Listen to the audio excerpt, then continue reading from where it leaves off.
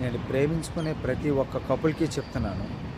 ఇంతకుముందు చాలా వీడియోస్లో కంటెంట్ రూపంలో చెప్పాను, మళ్ళీ ఇప్పుడు కూడా చెప్తున్నాను.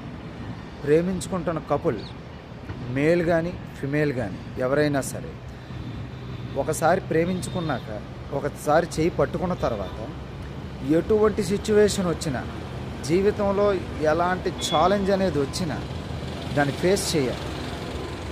ఛాలెంజెస్కి భయపడి వెనక్కి భయపడి పారిపోతే అది ఇంకా ప్రేమే కాదు.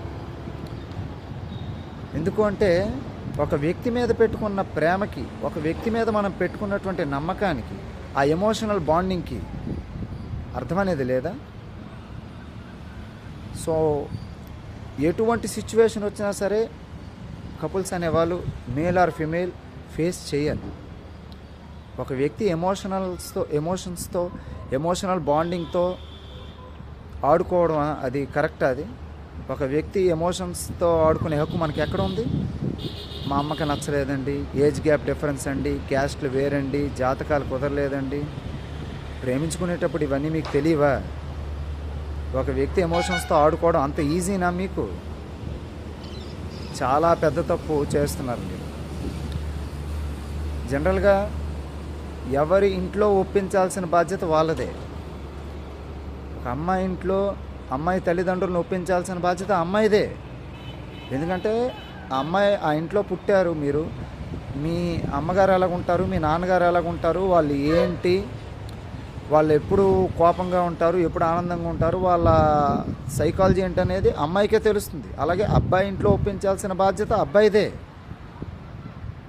అమ్మాయిని కంటికి రెప్పలా కాపాడుకునే బాధ్యత అబ్బాయిది, అబ్బాయిని కంటికి రెప్పలా కాపాడుకునే బాధ్యత అమ్మాయిది.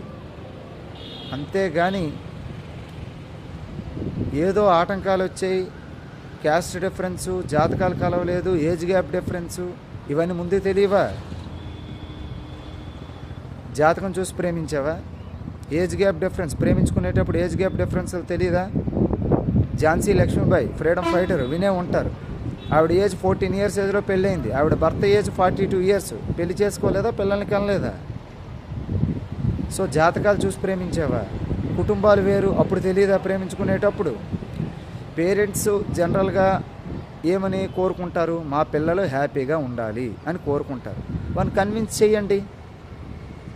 పేరెంట్స్ ఎక్కడ భయపడతారు? ఏమో వీళ్ళు అన్మెచ్యూర్డ్గా ఉన్నారేమో, మా పిల్లలు ఫైనాన్షియల్గా ఇరుక్కుపోతారేమో, రకరకాల కష్టాలు పడతారేమో అని చెప్పి ఏ పేరెంట్ అన్నా భయపడతారు. కన్విన్స్ చేయండి.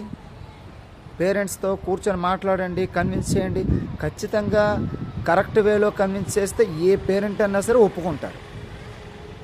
ఈ పర్సన్తో నేను ఉంటాను, హ్యాపీగా లైఫ్ని లీడ్ చేస్తాను. ఎందుకంటే ఎటువంటి సిచ్యువేషన్ వచ్చినా సరే ఫేస్ చేయాలి, ఆ సిచ్యువేషన్తో ఫైట్ చేయాలి, లైఫ్ని హ్యాపీగా లీడ్ చేయాలి, జీవితాన్ని పండించుకోవాలి, నాశనం చేసుకోకూడదు, జీవితాన్ని పండించుకోవాలి.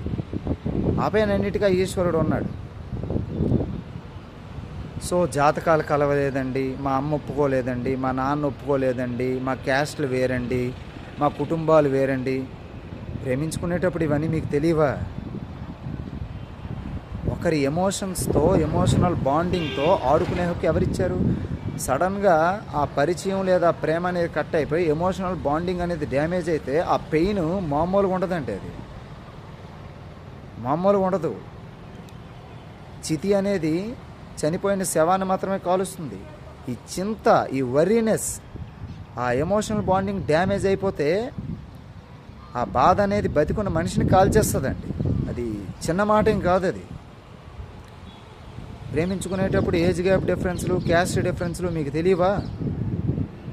చెప్పండి. లేదు నాన్న, లేదమ్మా, ఫైనాన్షియల్గా ఎటువంటి ఇది ఉండదు, ఇద్దరం సర్దుకుంటాం, హ్యాపీగా ఉంటాం అని కన్విన్స్ చేయండి. ఏ పేరెంట్స్ అయినా ఒప్పుకుంటారు.